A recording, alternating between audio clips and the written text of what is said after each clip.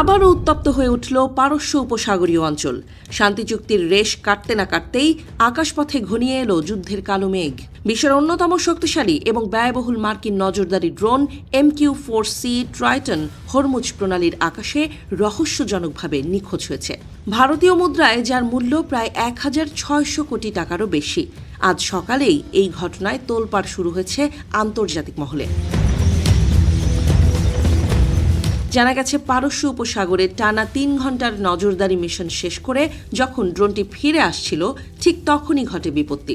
Flight tracking website flight radar 24 অনুযায়ী ড্রোনটি হঠাৎ করেই আন্তর্জাতিক জরুরি সংকেত কোড 7700 পাঠাতে শুরু করে। এরপরই রাডারের স্ক্রিনে দেখা যায় এক নাটকীয় মোড়।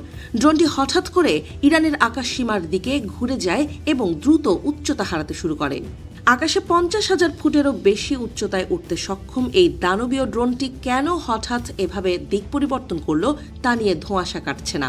মার্কিন নৌবাহিনীর এই চোখ কি যান্ত্রিক গোলযোগের শিকার হলো, নাকি সমুদ্রের গভীর থেকে ধেয়ে আসা কোনো অদৃশ্য ক্ষেপণাস্ত্র তার ডানা ভেঙে দিল? পেন্টাগন এখনও বিষয়টি নিয়ে মুখ না খুললেও হরমুজ প্রণালীর আকাশে ড্রোনের সলিল সমাধি নিয়ে শুরু হয়েছে জোর গুঞ্জন। এই ঘটনার টাইমিং সবচেয়ে বেশি আতঙ্ক ছড়াচ্ছে। মাত্র 2 দিন আগেই ইরান ও মার্কিন যুক্তরাষ্ট্রের মধ্যে একটি ঐতিহাসিক যুদ্ধবিরতি চুক্তি স্বাক্ষরিত হয়েছিল। চুক্তি অনুযায়ী হরমুজ প্রণালী দিয়ে পণ্যবাহী জাহাজ চলাচলের পথ খুলে দেওয়ার কথা ছিল ইরানের, কিন্তু ড্রোনের এই নিখোঁজ হওয়ার ঘটনা সেই শান্তির পথে নতুন করে কাঁটা বিছিয়ে দিল। MQ-4C ট্রাইটন সাধারণ কোনো ড্রোন নয়। এটি মূলত একটি শক্তিশালী গোয়েন্দা প্ল্যাটফর্ম যা টানা 24 ঘণ্টা সাগরের উপর নজর রাখতে পারে। এটি মার্কিন নৌবাহিনীর P-8A পসাইডন বিমানের সহযোগী হিসেবে কাজ করে। এই একটি ড্রোনের ধ্বংস হওয়া মানে কেবল আর্থিক ক্ষতি নয়, বরং মার্কিন গোয়েন্দা প্রযুক্তির জন্য এক বড় সড় ধাক্কা।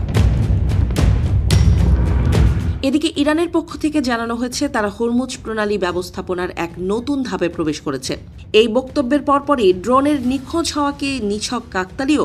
অন্যদিকে ইসরায়েলি দূতের সাফ কথা, এই অঞ্চলে ইরানকে বিশ্বাস করা মানেই আত্মঘাতী হওয়া। পরিসংখ্যান বলছে এই মুহূর্তে যুক্তরাষ্ট্র এই ছায়াযুদ্ধে প্রতি সেকেন্ডে খরচ করছে $10,300 দিনে, যার অঙ্ক দাঁড়ায় প্রায় $32 কোটি।